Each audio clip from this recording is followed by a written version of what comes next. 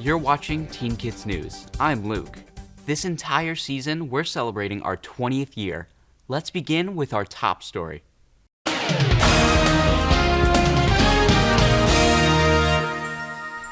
New Orleans, Louisiana's biggest city, is famous for a lot of things. For giving birth to jazz, for creole cuisine, with its tasty blend of Spanish and French influences, and for the wild and colorful annual street party known as Mardi Gras. It's also known for its famous nickname, the Big Easy. But for thousands of boys in New Orleans struggling to grow up without fathers, life is very far from easy. Ava tells us about a man with a very special mission. When Sonny Lee was 3 years old, his father suddenly died. His dad had always been healthy. After all, he had played defense for the New Orleans Saints. Sonny knows from painful experience the challenges fatherless boys face. That's why he started the organization called Son of a Saint. Sonny joins us now from New Orleans, along with Calvin, who's been involved with Son of a Saint for the past 2 years. Welcome to Teen Kids News. Thank you for having us. How you doing? I'm good, thanks. Sonny, since your dad played football for the Saints, guess that's what inspired the name of your organization. Absolutely. I am the son of a saint, New Orleans Saints player. Growing up without a parent is just about the worst thing imaginable. How does your program help? Yeah, well, it could be tough for a boy or girl that are growing up without a parent. And what we do at Son of a Saint is we support boys by giving them the guidance that they need to navigate and grow through their adolescent years. Calvin, how did you hear about Son of a Saint? I heard about Son of a Saint through my mom. I think it was through like an Instagram ad. What attracted you to join? The boys there and having like the freedom and also like the guidance that could come along with the organization. Sonny, what are some of the ways Son of a Saint helps to change lives?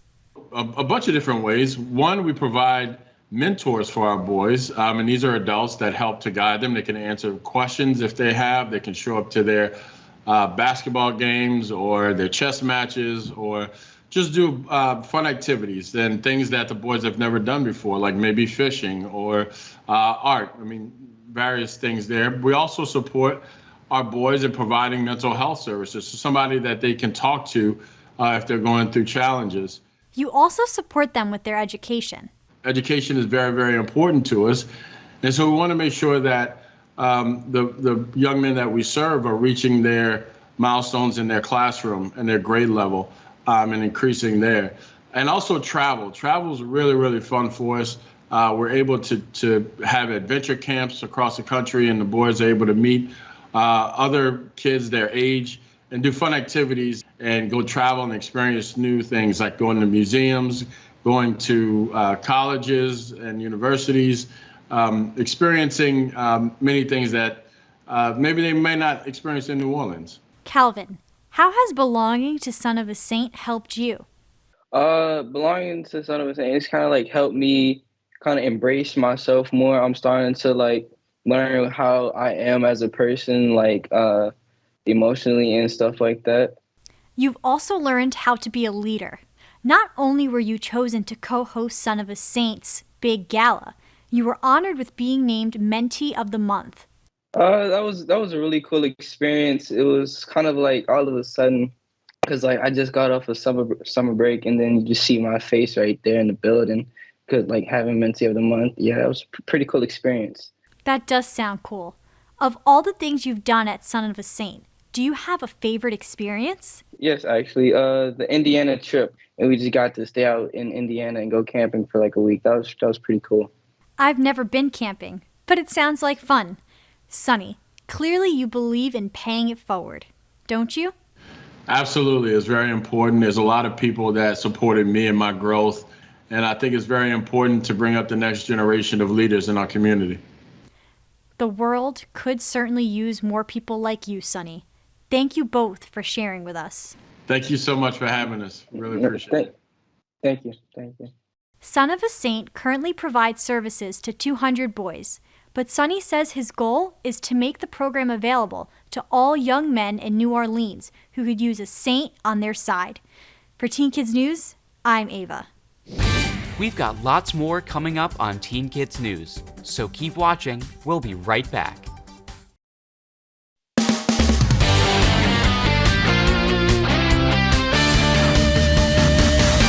What's more valuable? An essay you wrote that has a typo, or an essay that's mistake-free? Probably the one that's mistake-free because you worked harder to make sure there's no mistakes. Obviously, the better essay is the one with no problems, no mistakes. The perfect one because it has like no typos and it's perfect. It's just your teacher would like it, I guess, the most. If we're talking about grades, then obviously one that's perfect. It's logical that the perfect paper has greater worth, except that logic doesn't hold in the world of collecting. Collectors are forever on the lookout for items that have mistakes in them. So if you collect stamps, this is the US stamp you want the most. Notice anything strange? Yes, the airplane is upside down. Actually, it's a biplane because it has two wings. In 1918, the U.S. Postal Service wanted to issue a stamp to commemorate the commencement of airmail. The first plane to play the Pony Express of the clouds was the Curtiss JN-4. It had been used to train Army pilots until it was drafted into mail service. Because the stamp's design called for two colors, each sheet of stamps had to be printed twice. First the red border, then the blue plane. Except that someone made a mistake, and a sheet containing 100 stamps was printed with the plane flying upside down. Dubbed the inverted Jenny, the stamps quickly became collector items. What happened next would make a great movie plot. The entire sheet, all 100 stamps, were bought by Colonel H.R. Green. He was the son of Hetty Green. You might say she was a collector herself. She collected money, lots and lots of money. She was a shrewd and incredibly successful businesswoman and investor, but she was also mean and miserly. She was so cheap, she would refuse to heat her home as not to spend money on coal. Though the richest woman in America, when her son needed medical treatment, she took him to a free clinic for the poor. Little Wonder Hetty was known as the Witch of Wall Street. It turned out the clinic's medical treatment wasn't the best. Her son eventually had to have his leg amputated. But don't feel too sorry for the Colonel. After Hetty died, he inherited a fortune. He lived in a mansion the size of a palace, and he had the money to buy all those inverted Jennies, which he then proceeded to separate into smaller units. He donated one stamp to the American Red Cross. They sold it in a charity auction. Another stamp he gave his wife in a locket. Not sure his wife understood the immense value of the misprinted stamps. She apparently used one of them to mail a letter. Over the years, a number of the stamps have been damaged. One was rescued after being sucked up by a vacuum cleaner. A handful of others were lost or stolen. In 2006, election workers in Florida were opening envelopes containing mailed-in ballots. A sharp-eyed worker spotted that one envelope sported an inverted Jenny. Since there was no return address, no one knew who sent the letter with a stamp worth tens of thousands of dollars on it. For a while, there was great excitement. But as it turned out, the stamp was a fake. The most recent sale of a real inverted Jenny went for more than $1.5 million. By the way, if you're wondering why it's called a Jenny, that was the nickname of the Curtiss JN-4. The JN became Jenny. Guess the name Jenny stuck to the stamp, or the stamp stuck to the name. Whatever. It's still worth millions. For Teen Kids News, I'm Chloe. We have to take a quick break, but don't go away because Teen Kids News will be right back. It's time for Make the Grade. Here's Christin with this week's advice. As faithful viewers of Teen Kids News, you know that over the past months, I've been giving tips on how to find a part-time job or internship. Well, finding the job or internship is only the first step. Getting it is the next challenge. Usually, the biggest hurdle is the interview! Okay, no need to panic. Here's a few simple things to keep in mind. Dress neatly. Even if you're looking for work mucking out stables, you want to make a good first impression. Don't be late. Leave earlier than you need to, just in case something unexpected holds you up, like your bike gets a flat tire. Shake hands firmly. That goes for girls as well. Whether you're listening or speaking, be sure to keep good eye contact. Looking a person directly in the eyes shows you're paying attention and that you have self-confidence. Do some research. Learn what you can about the company so you can talk intelligently about why you want to work there. If you don't show you are interested enough to check out the company, even if only online, don't expect them to show much interest in you. And lastly, know how much time you can commit, meaning the number of hours a week you're available. It's best if you decide on this before your interview. If you keep these tips in mind, rather than being the most dreaded part of getting a job, the interview can be the opportunity for you to shine. I'm Christin, here to help you make the grade. The baseball stadium, famous for its green wall, is working to become even greener. Boston's Fenway Park is taking a number of steps to lessen its impact on the climate. For example, installing solar panels, planting a garden on the roof, and stepping up its recycling program. The goal is to make the nation's oldest stadium less of a green monster by making it fully carbon neutral. Sounds like a home run. For Teen Kids News, I'm Reese. Next time you're in the kitchen, you might want to give this tip from Katie a try.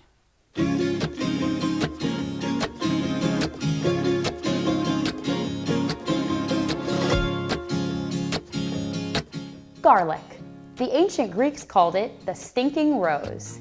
Its strong, distinctive aroma makes it a popular seasoning for cooking.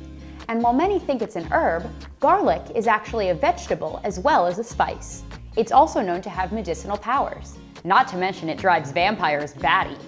Peeling the papery skin off garlic is a bit of a pain, especially if you have to peel a lot of them. Here's the trick.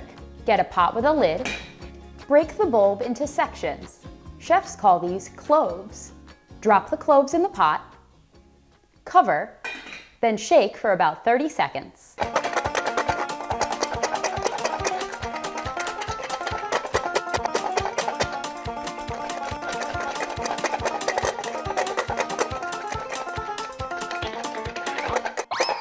And voila!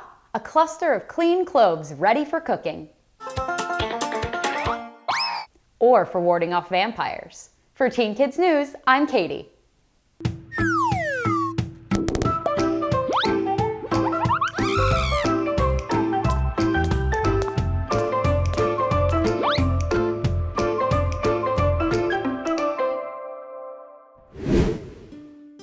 You might think these two women are identical twins, but actually, they're the same person. This painting is called Los Dos Fridas, or The Two Fridas. It's a self-portrait by Frida Kahlo, a famous Mexican artist. As a young child, Frida was stricken with polio, and as a teenager, a bus accident almost killed her. Recovering from health issues, Frida spent much of her time in bed, which is where she began painting. And she created a lot of paintings, over 100. Most of them are self-portraits like Los Dos Fridas. The painting is said to show the two different personalities of Frida Kahlo. The one in white is her traditional Mexican side. The other one is her more modern European side. Behind them, the stormy sky reflects her internal conflict between the two. While her life was sometimes cloudy, her art brought sunlight into her darkest days. With Art Smart for Teen Kids News, I'm Emily.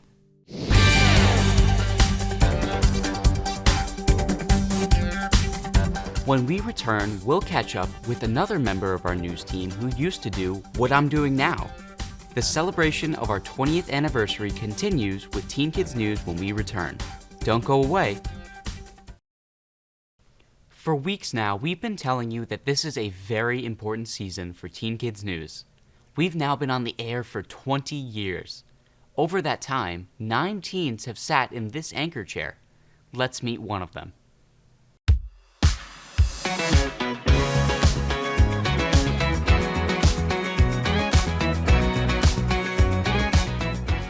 In schools all across the U.S., a major change is taking place. So my name is Veronique. I was around 11 years old when I started on Teen Kids News. I started as a reporter and I ended up as an anchor. I wasn't really sure what I was getting myself into when I auditioned, but being around such a great crew, and the tapings were always very fun, really interesting stories that I was hearing, and what 11-year-old girl doesn't want to be on TV. But it was definitely a way for me to break out of my comfort zone a little bit. One of the stories that I was reported as a reporter, it was on a kid who does magic, and I got to do a little makeshift magic of my own. Abracadabra.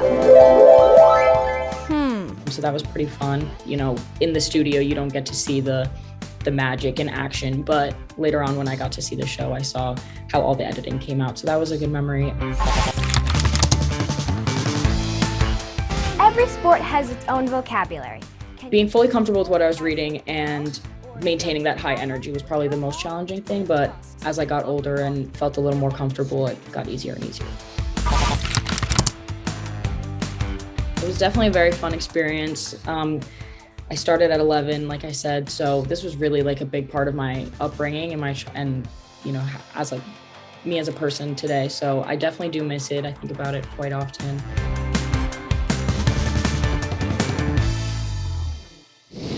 We always hear that eating fruit is important. That's because fruit has all sorts of good things, from vitamins to fiber. But keep in mind that all fruit isn't the same when it comes to sugar. For example, some fruits high in sugar are raisins, pomegranates, and bananas, while some fruits lower in sugar are raspberries, strawberries, and blueberries. So rather than raisins, blueberries would be a healthier choice. Guess you can say that by raising your awareness of sugar, you're more likely to be very healthy. For Teen Kids News, I'm Blake. Although roads were built for cars, they're also shared by people walking, biking, or riding on scooters. And that's the subject of this next video from the National Road Safety Foundation. I love this song. And you can rock and roll with an attitude. So good, so fresh, just the way you like it. Just the way you like it. Hey, watch it. Hey, watch it. Get up on your feet, this is a shakedown. The NRSF produces lots of helpful videos. To see more of them, and for info on driving safety, be sure to like, follow, and subscribe to the National Road Safety Foundation. We'll be right back with more Teen Kids News.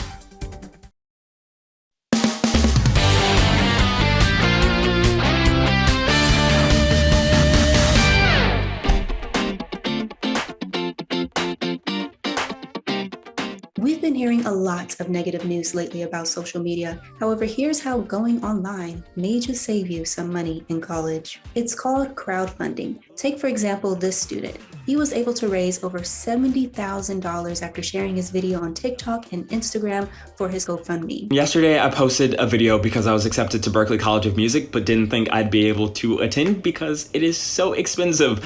And within the past 24 hours, you all have shown me so much love and so much support. And because of that, I am literally able to go to school. So to increase the likelihood of getting donations, you need to have a compelling story. And it'll help to get your parents involved. They can spread the word with family, friends, and coworkers. See, people are more likely to donate if they are approached personally. And who better to get the message out to as many people as possible than your proud parents? I'm Carlin, the scholarship guru for Teen Kids News. Well, that wraps up our show for this week. But we'll be back with more Teen Kids News next week. See you then.